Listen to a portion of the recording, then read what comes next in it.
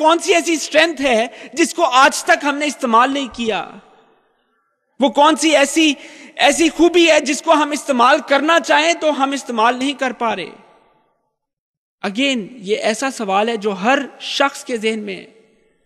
मैं जितने भी नौजवान से मिलता हूं जो इस वक्त शायद यहां पे मौजूद है, उनके जहन में यही होता है, हमने करना क्या है,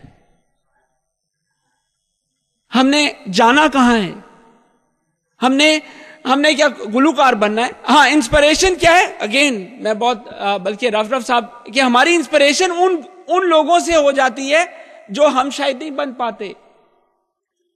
लेकिन जहां पे हमें अपनी सलाहियत को उजागर करके, सलाहियत को इस्तेमाल करके वो हासिल करने की चीज हम हासिल नहीं करना चाहते।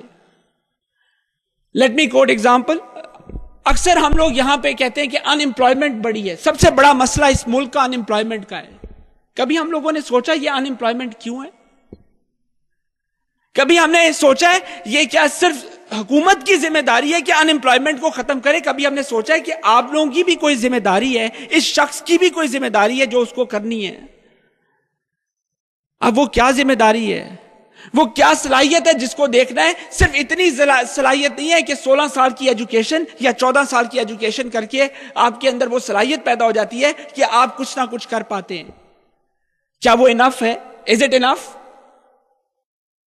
लेकिन हमारा जो इस फ्यूचर वर्कफोर्स का, जो कि इस मुल्क और कौम का एहसासा है, इस मुल्क और कौम की खिदमत करने का जोश और जज्बा रखते हैं, अफसोस इस बात का है कि उनके पास इस तरह की सोच आती नहीं कि और क्या करना पड़ेगा। सिर्फ हमने डिग्री तो ले ली, एमबीए तो कर लिया, इंजीनियरिंग तो कर ली, अब और क्या चाहिए? देखो जी, एमए को हमें चपरासी या पीएन लग गए। अक्सर मुझे ये लोग आके बताते जी ये एमए इकोनॉमिक्स किया था, एमए फलाना किया था, ये देखो ये क्या कर रहा है, ये बेरोजगारी के हालात क्या हमारे। अगर आप उस शख्स को अपने, और वो फिर मासूम बन जाता है, क्योंकि फिर आप ब्लेम देते हैं इस मुआशरे को और अपनी कमियों को भूल जाते हैं। आइए आज अपने आप को एवेलुएट करते हैं हम लोग। आज हम लोग अपनी सेल्फ एवेलुएशन से जानने की कोशिश करते हैं कि हमें वो कौन सी सलाहियत चाहिए, वो कौन सी मुश्किलात हैं जिनको हम लोग साइड पे कर सकते हैं, वो कौन से ऐसे मसले हैं जिनको हम लोग अपने तौर पे हल कर सकते हैं। कुछ नो डाउट ऐसे मसले हैं, कुछ नो डाउट ऐसे लोग हैं जो आपको पीछे धकेलते हैं, आपसे जेलस होकर आपको आगे बढ़ने नहीं देते। वो कुछ ऐसे लोग हैं जो सिफारिशी लोग आगे बिठा देते हैं। मैं एग्री करता हूं अनएम्प्लॉयमेंट के पॉइंट ऑफ व्यू से, लेकिन क्या अपनी एवेलुएशन, आपने सेल्फ एवेलुएशन कंप्लीट की कभी? आज हमें अपनी सेल्फ एवेलुएशन करनी है। आज हमें जांचना है, हमें अंदर जांचने की कोशिश करनी है कि हमें क्या चीज है जिसको हम इस्तेमाल कर सकते हैं। Let me quote example. अक्सर मैं इंटरव्यू करता हूं और एक सवाल मैं रेगुलरली अपने जो भी इंटरव्यू करने के लिए आता है, इंटरव्यू देने के लिए आता है, उससे जरूर पूछता हूं कि how you can be beneficial to my organisation. अगर मैं किसी और कंपनी के लिए भी इंटरव्यू करता हूं तो यही सवाल पूछता हूं, how you will be beneficial to this company. तो आगे से उसके पास एक जवाब होता है, जी मैं कमिटमेंट से काम करूंगा, मोटिवेशन से काम करूंगा, मैं दिल लगा के काम करूंगा। मैं उसको कहता हूं भाई जो 2000 बंदे इस कंपनी में काम करें तो वो क्या दिल लगा के काम नहीं कर रहे? आपने 16 साल की एजुकेशन के अंदर क्या यही चीज सीखी है कि हम कमिटमेंट से काम करेंगे, मोटिवेशन से काम करेंगे, आज फलाना करेंगे? क्या यही चीज, ये क्या 16 साल की एजुकेशन के अलावा सिखाई नहीं जा सकती क्या? वो क्या चीज टेंजिबल है जिसको हमें करना है? वो टेंजिबल जवाब उसके पास सॉलिड नहीं होता, फिर उसके पास वो तरीका नहीं होता कि इसने इंटरव्यू कैसे देना है। एक बायोडेटा जो लेके आता है उसका भी नहीं पता होता ये कैसे बनेगा, उस बायोडेटा को कैसे बनाना है ये भी नहीं पता होता। रेफरेंस अवेलेबल ऑन रिक्वेस्ट नीचे लिख के फारिग हो जाता है कि यार आजकल तो दौर ही डिफरेंट हो गया है। आजकल तो रेफरेंस पढ़ के आपकी इंक्वायरी करते हैं, फिर शॉर्ट लिस्टिंग होती है। हम यहां पे आज तक रेफरेंस अवेलेबल ऑन रिक्वेस्ट करके अभी भी बायोडेटा भेजते हैं। लुक एट अस। फिर हम लोग रोते हैं अनएम्प्लॉयमेंट बढ़ी है, ये मुल्क ही ऐसा है, इस मुल्क ने हमें कुछ नहीं दिया। आज हमें इस सोच को चेंज करना है कि इस मुल्क ने कुछ नहीं दिया, मुल्क ने तो आजादी दे दी, हमने इस मुल्क को क्या दिया या हमने क्या मुल्क को देना है, यह सोच डेवलप करनी है हर इंडिविजुअल की, स्पेशली जो फ्यूचर वर्कफोर्स है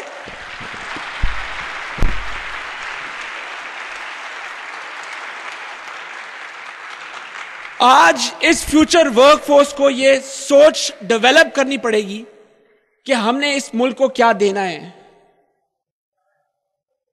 आज हमें यह जानना पड़ेगा कि किस सिमत में हमें जाना है। हमें एक ऐसा जोश और जज्बा पैदा करना है कि अगर हम लोग वो जो हमारे दिमाग में था हम नहीं बन सके तो कुछ ना कुछ जरूर बनना है।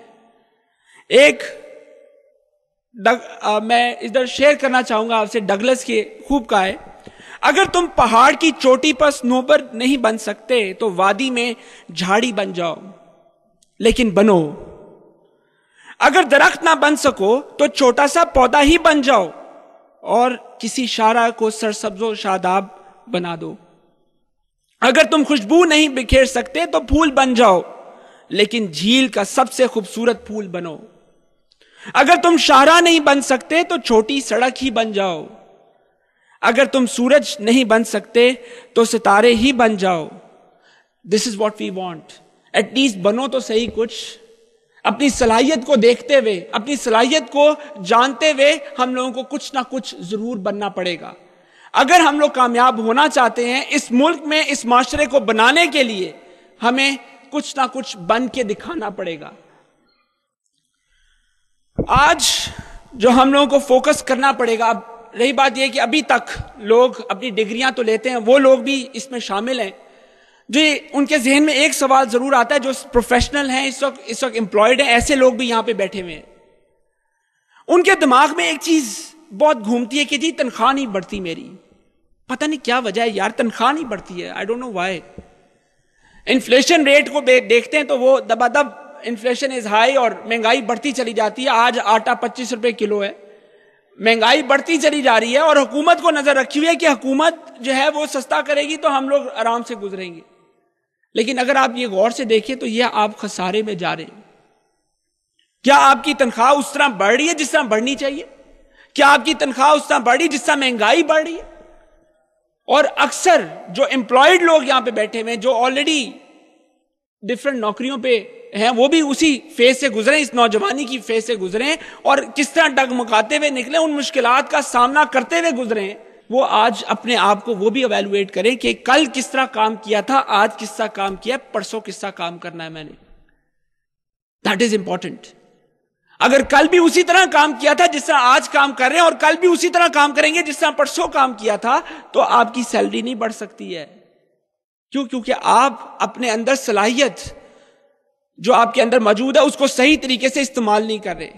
लिमिटेड, अपने आप को लिमिटेड किया हुआ है, एक जगह पे रिस्ट्रिक्ट किया हुआ है। हमें रिस्ट्रिक्शन, अगर आप स्टूडेंट हैं तो स्टूडेंट भी रिस्ट्रिक्शन अगर अपने अंदर लगा लेता है कि सिलेबस के अलावा कुछ नहीं पढ़ना, एक किताब के अलावा हाथ नहीं लगाना, और किताब खोलता हूं बराए अब्बू अम्मी, फिर जब अब्बू अम्मी जाते हैं तो साथ ही किताब बंद करता हूं, खत्म हो गई बात।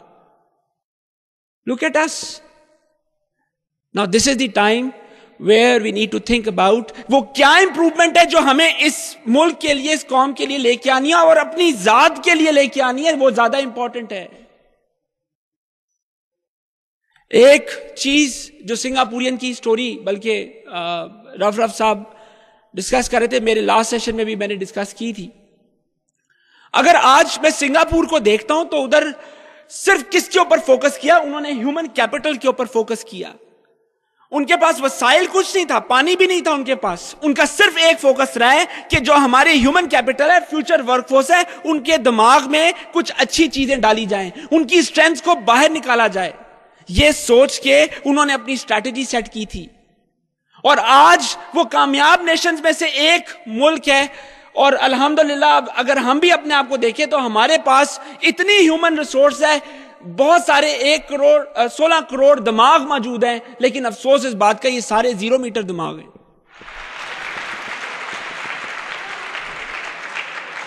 इस दिमाग को सही तरीके से इस्तेमाल करना ही हमारा मकसद होना चाहिए। आज सिंगापुर जैसी कंट्री जिनके पास सिर्फ 40 लाख दिमाग होते हुए उन लोगों ने उसका सही इस्तेमाल किया, उसको ह्यूमन कैपिटल को सही जाना और इवन उसकी स्किल एनहांसमेंट की।